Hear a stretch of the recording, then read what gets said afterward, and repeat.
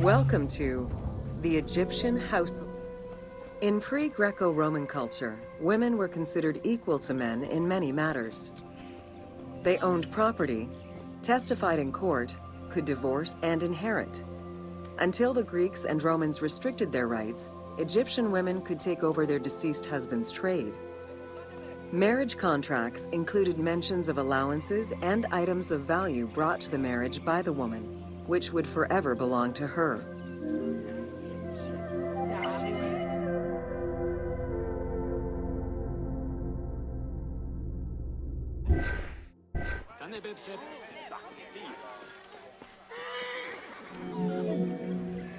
Certain professions were open only to women, such as weaving or professional mourning, while others were available to both genders, including working as servants for the rich households. Social status did have an impact, though. The higher in status, the easier it was to obtain education and access different professions.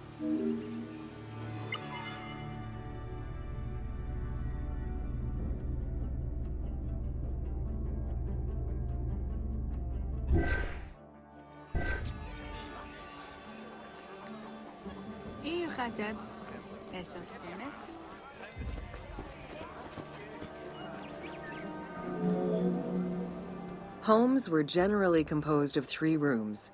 First, there was the entrance, furnished with a small bench of brick, probably intended for a statue and protective divinity. Then there was the ceremonial room, meant to receive guests. The last room was either a bedroom or kitchen. Furniture consisted of basic chairs, chests, and storage. Tables were not used for family dinners. Instead, each individual had a small table of their own.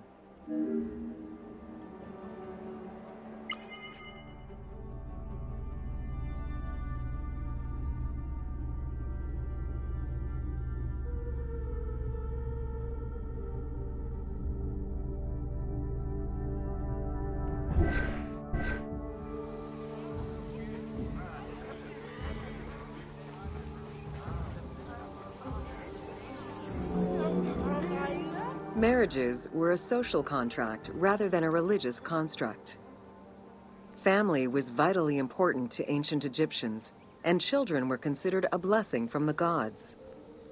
The father, mother, and their children were the nucleus of the family, and cohabitation sometimes extended to mothers-in-law, sisters, aunts, and sisters-in-law.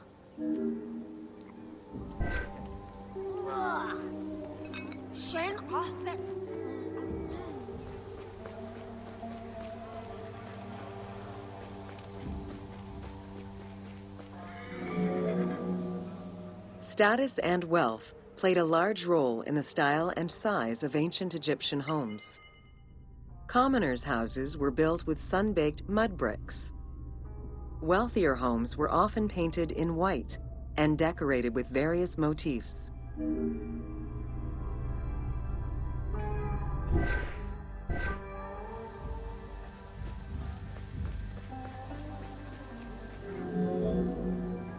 Town officials and the rich lived in mansions with numerous rooms that were luxuriously decorated.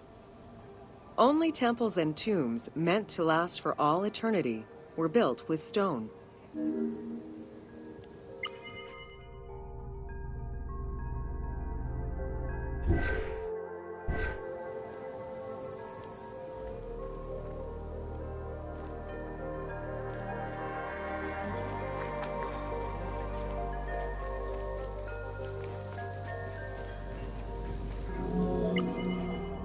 Funeral stone inscriptions focused on the main member of a household. Encircling this person would then be a spouse, parents, and children, possibly even siblings. These stones were so structured because there were no surnames in ancient Egyptian culture. Parents and children were a sort of family tree, which allowed for the identification of the deceased.